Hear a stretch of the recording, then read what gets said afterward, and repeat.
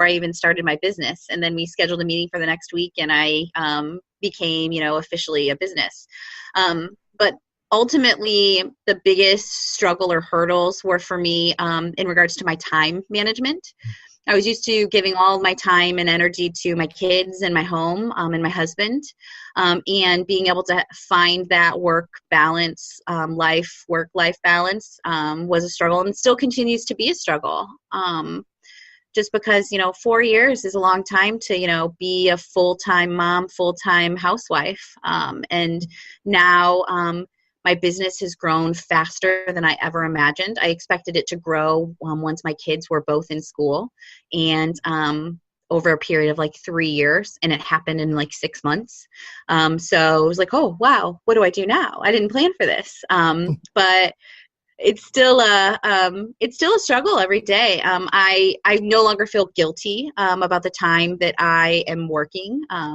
It was a lot of self-work that I had to do to get to the place that I am, but it's still a struggle. Yeah, I'm glad you mentioned the self-work part, because even for those that are not, they're not working parents, there still is that self-work that comes in, and obviously the guilt that they're not committing to other things. And so I'm glad that you brought that up, because that, again, it's more authenticity, more transparency, and those are some huge nuggets. When you kind of came upon how to work that out, was that something that was an obvious answer, or are you just kind of learning as you go and stumbling on the answers? Well, so my coach said, look, let's talk about the different things that you can do to give yourself some more time so that you can work on your business instead of in it all the time. Right. And I didn't want to admit that I needed to allow someone else to watch my kids. And so it was a tough conversation that she led me down the path. She didn't tell me, she led me there, so that it was almost a self-realization thing. But we talked about how it could start off slow. So I hired a nanny, and I stayed at home while the nanny was here with my kids for the first couple of weeks, so that I could feel comfortable. Prior to the nanny, no one has ever watched my children other than my mother and my in-laws. So grandparents were the only ones that I allowed my kids to be alone with. So it was a really big, it was a random nanny service. And I mean, I did some interviews, but by a couple months in, I was allowing her to take the kids to the park, and I would go to the coffee shop, and it was a little bit of a transition. But I had to have someone help coach me down that path because of how reluctant I was to allow that to happen. Sure. Yeah, and I would think that's a hard conversation to have with yourself, to go through that. I've not been blessed with children yet, so my day will come. I'll be the freaky dad that's like, cleaning his firearms when the boys come over to date the girls, that kind of thing. I even have, so we have a little camera in our living room, so my son is a little crazy. He broke 3 of our TVs in 6 months, so I cannot trust him to be alone. He's 2. I was even so crazy as to like watch the nanny on the camera.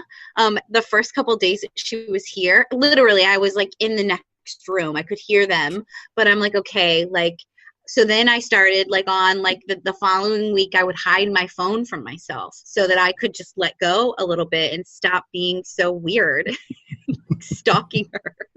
But yeah, it was a little rough for me. Yeah, growing pains is such a wonderful thing. So what are your greatest character strengths, would you say? Oh, that's a great question.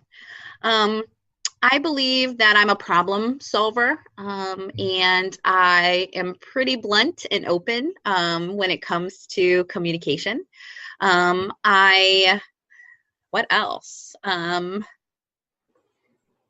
course, like organization and planning are huge like strengths for me.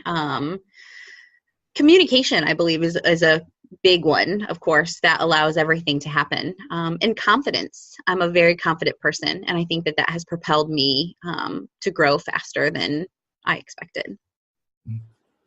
And, obviously the flip side question is, what would you say your greatest weakness is? Ooh, I think stepping outside myself sometimes, not looking at situations through my eyes. I think that's a big struggle. I also, trust is a big thing for me, like, especially like, with my kids. But I lack some, and I think I was tainted a little bit in corporate America, like trusting. I, like you, like to drive the bus. I don't like anybody else to drive the bus. I feel like I can accomplish things better or faster than other people. But I mean, now embracing team members and VAs and project managers, I'm starting to, I think, shake that weakness. But it definitely has been a weakness for me. So where do you get your best ideas? Some people, they take walks, or, there's a special spot in the house that they do their brainstorming. What was that for you? Ooh. So we have a lake place that we go to. We actually we have to buy a new camper because we had water dam, whatever. But we spend a lot of time there. Usually we would stay the week there and come home on the weekend, so it's less busy. But I think nature, just spending time in the quiet, hearing nature, not, busyness of the world, that I think inspires me. Good. I can relate to that one. Get out to the quiet and away from the concrete jungle, as it were.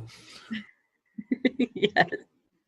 So kind of as our winding up question, and this is one that some of my guests actually have dreaded. No, it's one of my favorites, though. And it's I'll let you get a sip of coffee there while I'm asking it. So it's sort of the trivia question of, tell us something about you that most people don't know. Ooh, that's a good one. Let's see.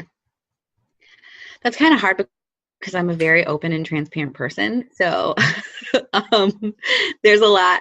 Let's see. I love to dance. And I actually used to dance. I danced for 12 years. I did tap, jazz, ballet, and point. And I wanted to be a professional dancer, amongst other things. But I'm very short. I'm 5'2.5". So I'm not tall enough to, rock it as a ballerina, unfortunately. That was really, really hard thing for me to realize when I was growing up.